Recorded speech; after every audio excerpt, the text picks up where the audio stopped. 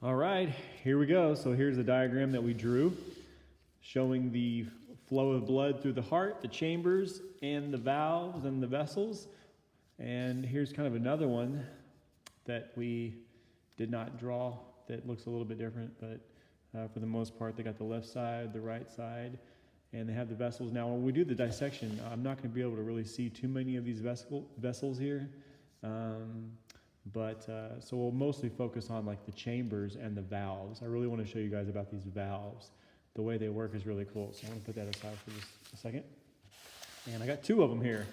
It came from the meat market. And basically, if you want to start with them, a heart, you're going to start with the outside first. And again, it depends on how you're looking at this thing as to what's left and what's right. And so you can obviously tell the top of the heart because that's where all the vessels are. All the vessels are on the heart. So if you look at the diagram we drew, that's the main reason it's wrong is because vessels don't really leave the bottom of the heart. They all leave the top. And so that's why it can be kind of a maze, and I thought it was easy to draw the picture the way we did. But first thing you should notice is on the outside of the heart is you actually have arteries there, literally in the heart. Okay, and that's because the heart is a muscle, just like the rest of your muscles. And it needs its own blood supplies too, as well, right? It needs its own blood supply too as well. And so basically you have coronary arteries that supply oxygen-rich, and it's kind of neat if you squeeze this. You can see like the arteries. These are called coronary arteries. You can see, well, I did it on one of them earlier and it kind of swelled up. You could see it like turned red when I squeezed it because it was filling. Anyways, maybe it was the other one. But these are called coronary arteries. And those are super vital because the heart muscle needs oxygen probably more than any other muscle first because this thing needs to pump for all the other organs, muscles and organs in your body to get oxygen. So if this thing doesn't have oxygen, you're in trouble because the rest of your cells won't get oxygen. So these cells need oxygen and quite rapidly too. So that's why the oxygen-rich blood is just automatically being directly fed to the heart at all times through these coronary arteries. And so you see all this colored, kind of light-colored substance here. A lot of that is fat, actually. And if you get too much fat on the heart and around the heart, it's a bad thing. And so if you get clogged vessels here, you get what's called a heart attack, right? That's what a general term is a cardiac or heart attack, but that means cardiac arrest or myocardial infarction, however you want to say it. It basically means the heart stops pumping because it quits getting oxygen because these vessels here get clogged, right? Through a fatty diet, these can get clogged. All right, now, the first thing also you want to look at on the outside of the heart to try to orient yourself is the left and right side. And so there is a major coronary artery that, and I think it's this one right here, that kind of is used as a good way to tell what's the left and what's the right. But the easiest way to really tell what's the left and what's the right is the thickness of the chamber. Now, which chamber do you think needs to be the thickest and the strongest? Okay, so think back. I'll give you a second to think about that. Which chamber do you think should be the strongest, the thickest muscle? Well, it's not going to be the atriums because all they do is receive blood. So these atriums at the top, they just receive blood. But the ventricles, they pump blood. So they're going to need to be strong. They're really thick. But which one needs to be thicker? The one that pumps to the lungs or the one that pumps to the rest of the entire body? And it's the rest of the entire body, which is the left ventricle. So, and that's going to be this one here. It's considerably larger and thicker. So if you look, let me just cut this open.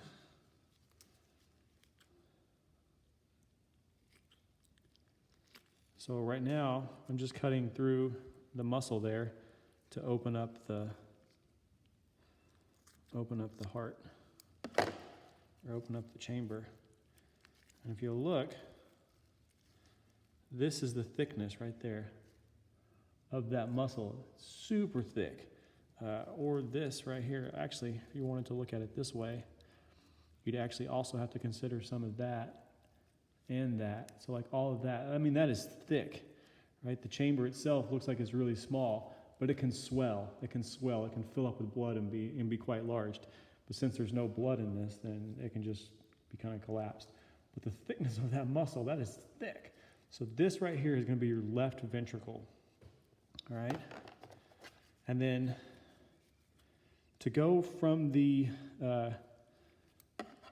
actually, let's look at the right ventricle real quick too while we're talking about ventricles. So over here towards the bottom is going to be your right ventricle. So you kind of have a pocket here. Technically this right here is our septum, separating the left and right. But in this chamber here is going to be your right ventricle.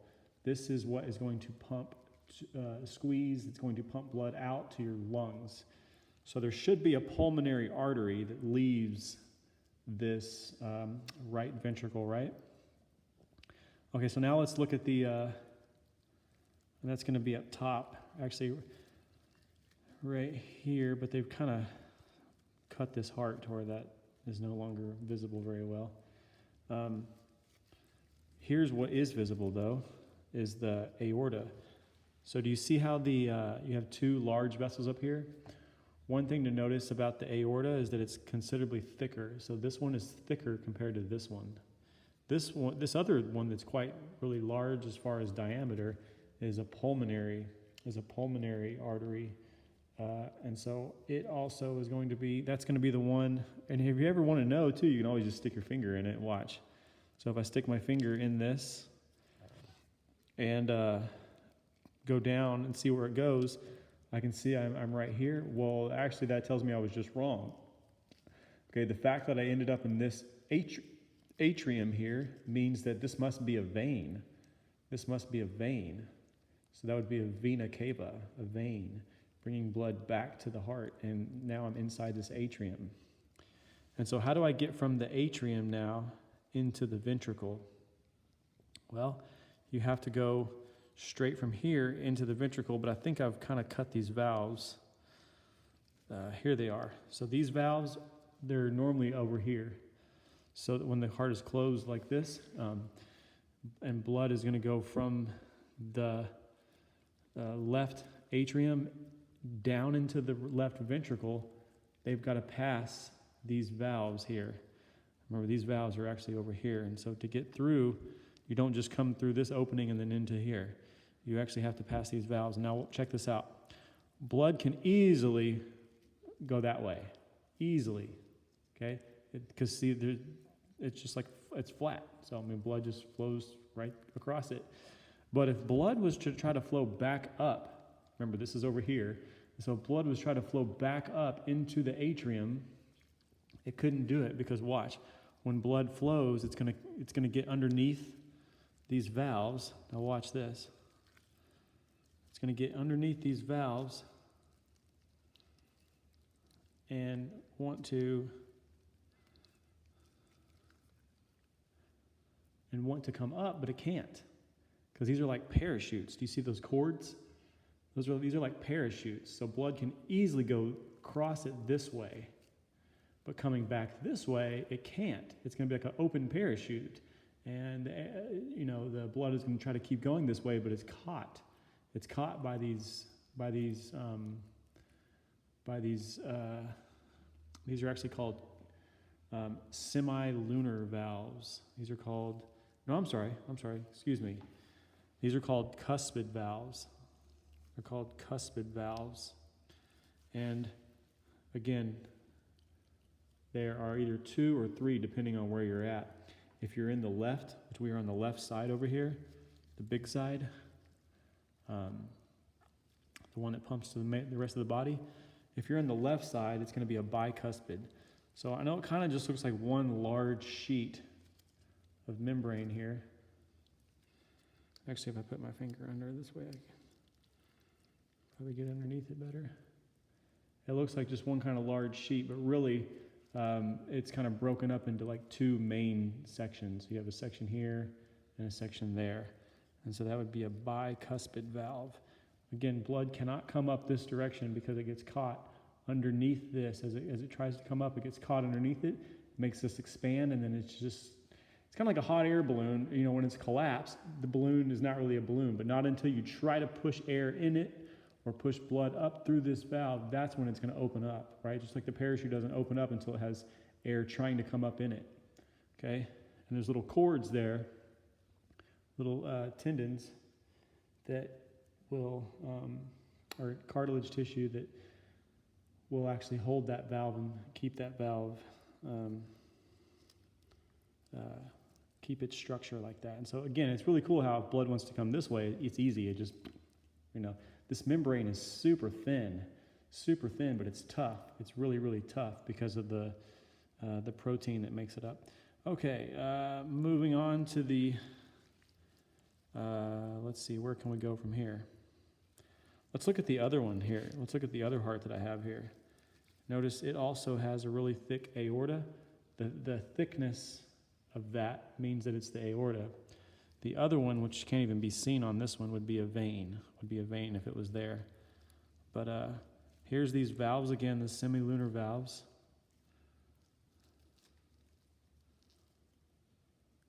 Really fascinating the way those work.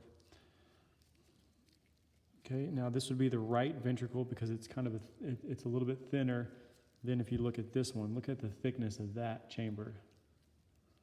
Look at the thickness of that, or the thickness of that. So that's totally our left ventricle. So what I want to see is, can we see the valve between the atrium and the ventricle, those cuspid valves that we just looked at? Again, or actually no, I wanted to see if we could find the semilunar valves where we leave the ventricle. Let's see if we can find those. Here is a aorta. Let's go to the other one that had a really nice aorta. And let's cut down and see what we can see. So I'm going to cut down.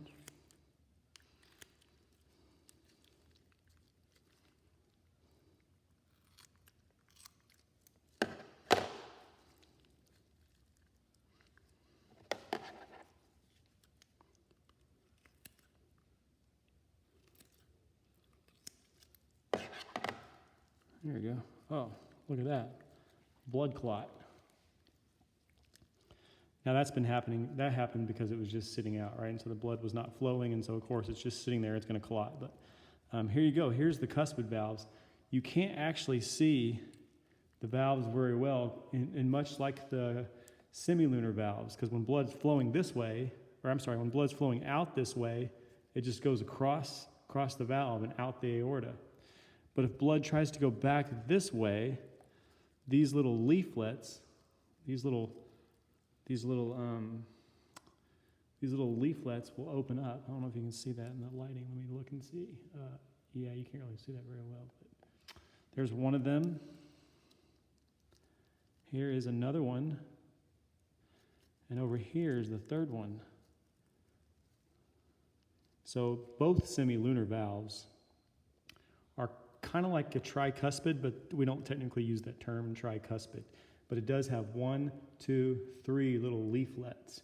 And those leaflets come together to close the valve, but they will just be flush up against the tissue like this of the aorta when blood's trying to flow out. It just is flush against the side. But if blood tries to go this way, again, it'll get caught underneath that. Like, I think it'll be better shown by the scissors. See, if blood tries to go this way, it'll make that one come out. As well, this one will come out, and as well, this one will come out. And they'll all kind of meet in the middle and keep that valve closed. So this is kind of like a cusp. It's almost like a little, like you would cusp your hand. So those are cusps. 1, 2, I'm sorry, semilunar. These are semilunar valves, not cuspid valves, excuse me. They're very similar. I know it's hard to tell the difference, but okay, something else to notice is the atriums. What do the atriums look like? So typically, the atriums are going to be relaxed, and they'll just be like this little flap, which we call an auricle. So kind of like your ear has an auricle or like a flap, the atriums are kind of that way too. So it can be kind of misleading when you're looking at diagrams because they'll call this the auricle. But really, this auricle and this auricle here, they're kind of dark colored. Those are actually your atriums. And they're kind of collapsed, again, when they're relaxed. But when blood flows in, remember, blood's going to flow in. There is no valve. Blood just flows in. Let's cut one open and check these out. Blood's going to flow in, but then these are going to like swell up. These are going to swell up. And these things here are called, they're kind of hard to pronounce. Let me look at the diagram again. I always forget too what these are called.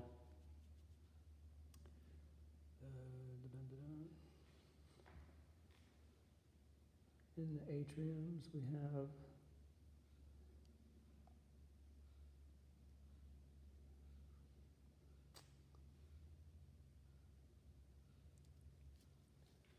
trabeculae carnae.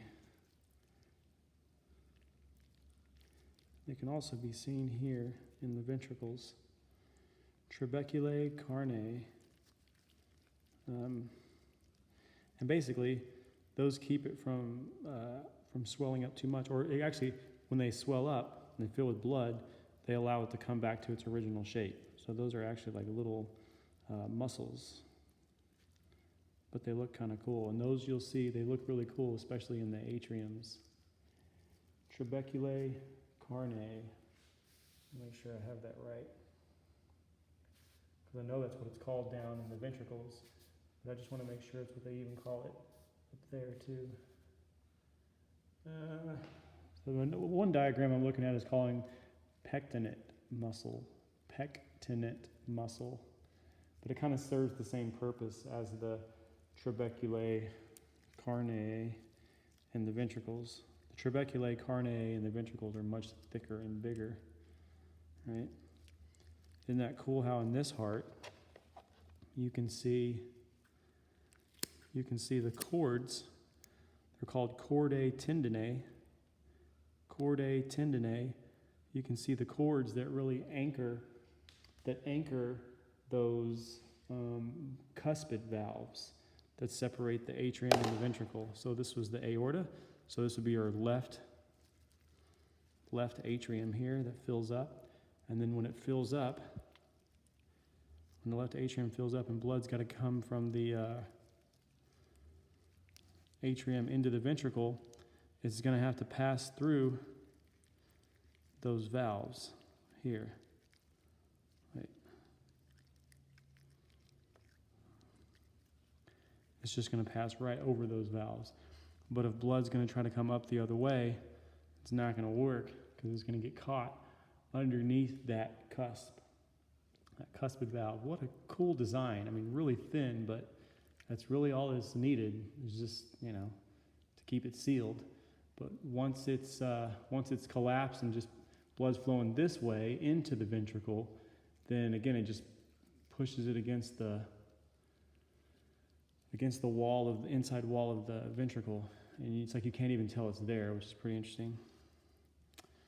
All right, so there you have it. The heart is just one giant muscle, but it's made up of chambers, and so it doesn't just go, like a constant beating. But in fact, since one muscle is squeezing blood to the lungs, and then allowing that blood to come back to the heart, and then this one is squeezing blood to the rest of the body. It's the other way around, I think. Then really, this thing has to beat in more of a rhythmic motion. So what happens is you'll have kind of a rhythmic beating. So it's probably really creepy to watch and listen to. Sorry, but the heart is going to beat in more of a rhythmic motion, so that it's pumped, because remember it's 4 chambers and it's basically a two system deal where we have one circuit going to the system and one circuit going to the lungs. So we have a pulmonary circuit and a systemic circuit, and so we're doing those a little bit separately. So we're doing like more of a rhythmic motion, and the heart looks kind of interesting when it's beating. And then, of course, there's so much more we could talk about, but I want to keep this video short. Just wanted you guys to see what a heart really does look like. It does not look like you typically draw it. I wanted you to see the fatty tissue, the coronary arteries.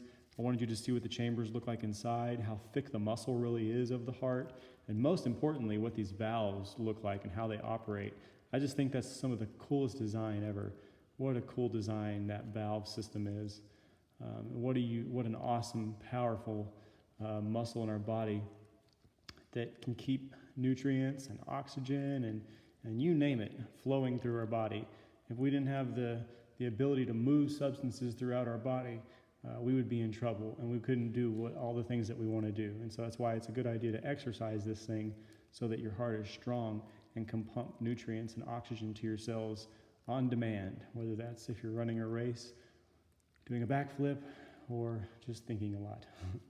All right, so before I touch my iPad, I better take my glove off. Thank you guys for watching.